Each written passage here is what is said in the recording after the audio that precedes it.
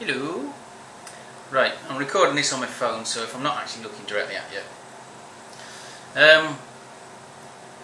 I wanted to answer the problem with atheism. Not the problem with atheism per se, I've got no problems. I'm a Christian, okay? I believe in God, Jesus Christ, Holy Spirit, blah blah, all that stuff, okay? And I'm not trying to be discarding about it. It's all serious stuff. Why? Now, I'm an engineer. This is my business. I'm in my office right now. Okay?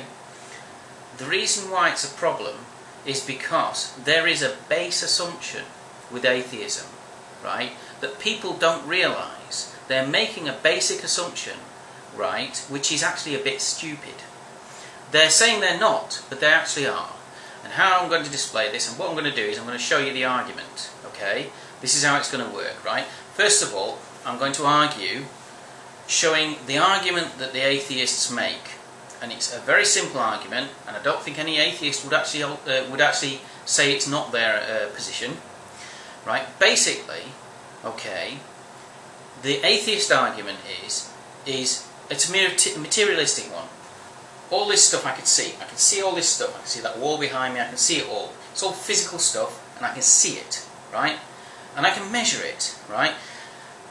We can go further than that, because now physics with the LHC and stuff like that, we can start measuring things which are very, very small. I'm made of atoms. This video that you're seeing is a result of electrons flying about and stuff. Okay? We can actually see atoms in an electron microscope. Using electrons to see atoms. Brilliant. Anyway, I digress. The problem is, okay, we're seeing now subatomic particles. We've got the standard model. We've almost got the Higgs boson sorted out. Not quite yet, but we'll see. And for some reason now, all of a sudden, Einstein and the faster than light thing is actually happening. That's an interesting one, but there you go. You know, the speed limit of the universe, which is the speed of light, can now be broken, interestingly enough. But there you go. Anyway, I digress. We can see all this stuff, we can measure it. String theory and stuff, maybe at some point we'll actually be able to see what they guys are talking about when they're doing their stupid equations with their 11 dimensions and all that sort of stuff, and multiverses and brains. We might even be able to measure that in the future, way in the future. Maybe all that stuff will be a reality and we can actually say, look, that's the brain there. Here, not really. Okay, and this is the atheist's point of view. Biology, we can see cells and stuff, we can measure them, we can actually find out how they work. We've got evolution that said, look, you know, we came from fish or something, which came from amoeba, which came from lower life forms. I don't know where they came from. Apparently we all came from boiling vents surrounding boiling. No, that's not true, because they say it can't happen now. So now we come from outer space. Yeah, it's called panspermia or something, exogenesis. They now think that it came from outer space. Where did that come from, though? You know. Anyway, enough of that. I digress. That's all flower and nonsense. That's stuff and nonsense, okay? That is speculation. Nobody was there at the Big Bang. We can all accept that, but we're trying our best to find out. As a scientist, I'm not a scientist, but scientists are trying to find out. Nice. Yes, it's a good idea. No problem with that. As a Christian, it's fine. Big Bang Theory was actually come up. The guy who created Big Bang Theory was a Catholic priest, bishop or something. So, no. Haha. Anyway, I digress even more. The atheist argument is a materialistic one. I can see all this stuff. I can see me. I can see my physical form. I can measure all this stuff. So, if I can see that, and we are nearly finding out about the Big Bang, and you know, people like Dawkins have mapped out all this evolution stuff, and you know, and all that stuff, and anybody who believes in God is deluded now, because we now know that we all came from fish, and fish came from amoeba, and blah blah blah, back to the vents, or no, it's not, it's space now, isn't it? Whatever. Anyway, so okay, yes, fair enough. We don't need a God, because we kind of nearly worked it all out ourselves, haven't we? No, we haven't. Because there's something that this atheist argument doesn't cover. You. Consciousness. It isn't there. It's not in any of the theories, right? They're saying it's in the brain, it's chemical and biological and hormones and stuff and that, but they do not know where the human soul is, okay? They've found it. No, they haven't. No, it's in the brain. Maybe it is. Maybe it's not. They do not have a clue what makes a person, their personality, right? They do not know why, when you're looking at this video, you're thinking about what I'm talking and analysing it. They don't know. They really, really don't know, right? Yes, there's chemistry going on. Neurons are firing and synapses are going off, and you've got connections between things, and now your brain is mapping all of what I'm saying back to, oh, when I was talking about physics, you're mapping it back to something that's in high school, and there's a memory centre in there, and blah, blah, blah. All that sort of stuff's happening, but that's all flower and nonsense. Not nonsense. It is really happening, I'm sure, right? But where is you in all of that? Where is the person who is watching this? Where am I? In all this network of neurons and cells and stuff, where am I? Where is the person? Where is Graham? The personality? Where is it? Where's the soul? Where's the spirit? Where is my consciousness? Where is your consciousness? Right? That is something that the atheist doesn't tackle. They do not tackle it. Where is? Why do you have this perspective? Why are you suddenly imagining all arguments against what I'm saying and stuff and having a perspective about it? Where's all that coming from? Right? Why do we exist at all? Why do we think? Why are we not rocks or something? Do you know what I mean? Or stars, because that's where we came from. Why are we not still stars? Right? That's the problem. Where is consciousness? Where did it come from? Okay? Now, it does seem, specifically in this universe, that consciousness is a part of this universe. Possibly the reason for it, but then that's going down a theist point of view. So I'm not going to use that. It is here. It is in this universe, right? Are there other universes where consciousness and biology and whatever doesn't exist? We don't know. We don't even have an inkling. We have theory, string theory, brains, other universes, multiverses and all that sort of stuff. But there's nothing proven. String theory is just that. It is a theory in every sense of the word. Okay? There are multiple possibilities with it. None of them have been proved. None of them are actually coming out as being the right one. There's lots and lots of maths involved. But where's the soul? Where's the person, to get back to the reality?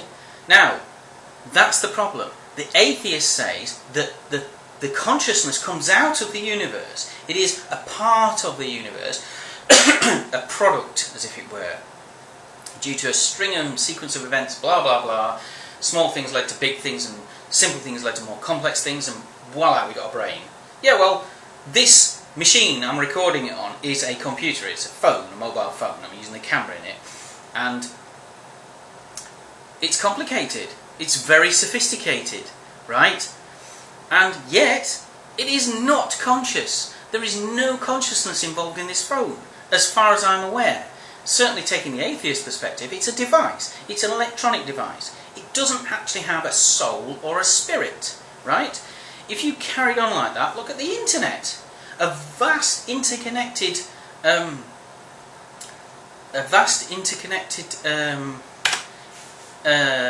network, of course, of powerful computers, right? You take the internet as a whole. This is, and I'm talking about the internet in its entirety, not like a single machine connected to the internet, but the internet itself, the whole vast interconnected network of quite powerful and quite complicated machines. It is an immensely complex thing, possibly more complex than the brain itself, a human brain, right? I don't think it takes a massive leap to see the internet in its entirety as being more complicated than a single human mind. Very much so a child's mind. Okay? Does the internet have a soul? Does it have a spirit? Is it conscious in any way? No. No, it's not. It's a vast complex machine, just the same as me. I am a biological machine with a supercomputer brain. But I'm conscious and the internet isn't. So work that one out. I say consciousness was there first. It was consciousness that was there first. Before anything. Before quarks. Before a universe. Consciousness was there first. And I'm not specifying which one. I personally am a Christian. So I believe that it was the Christian God. With Jesus Christ, the Holy Spirit and all that guy. Right? And the reason why I can go into the reasons why I believe it's the Christian God. And not necessarily that the Christian God is the only God as such, per se, although complicated, maybe in another video, but basically it's a God. The God is the consciousness that I speak of, right?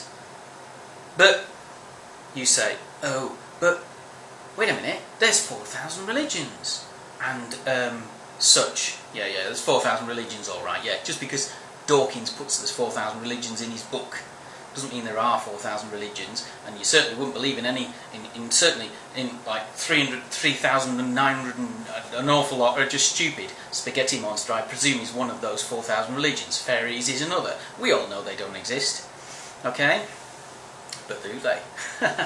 Anyway, so summing up, basically, there is a basic assumption, right, that consciousness is a byproduct of this universe. Okay, but I say consciousness itself was there before the universe. You look at the Egyptian texts about how the first God, I can't remember his name, the first God came about, right? That is pointing in the right direction. And if you read up about that stuff, you will see what I mean. The consciousness was there first, and the universe came out of that consciousness. And me, I came out of that. I am a separate conscious entity to God. God was the first existing entity, which was entirely just a consciousness. There was no physical form. Okay, and he lives in eternity, whatever that is. I don't know what it is, but it's obviously not here, right? And that is the thing. The consciousness was there first, and the consciousness designed this universe. Oh, intelligent design, yeah. Yeah, why not? Well, obviously, if there's a creator, the creator did the creating, which means the intelligence designed this universe. So that's it. That is why the atheist has a problem, because they have to state that consciousness came out of this universe, but they have no idea what consciousness is. They have no idea where it is, what biological machinery constitutes the spirit or the soul. There's none of that. You don't know it, right? They do not know where the soul is inside this shell that I'm in. They don't know. They think it's somewhere in there, in the brain bit. Okay, but it could be in somewhere else. Who knows? Anyway, that's it. That's why I'm a Christian. I believe consciousness was there first, simply because I'm here. I'm a conscious entity, aren't I? So are you. You're here, and you're a conscious entity. And the reason why you're here is because the consciousness, right, which is unique to these type of biological machines, was there first. Then everything else came from that. Okay? There you go. That's why I'm a Christian.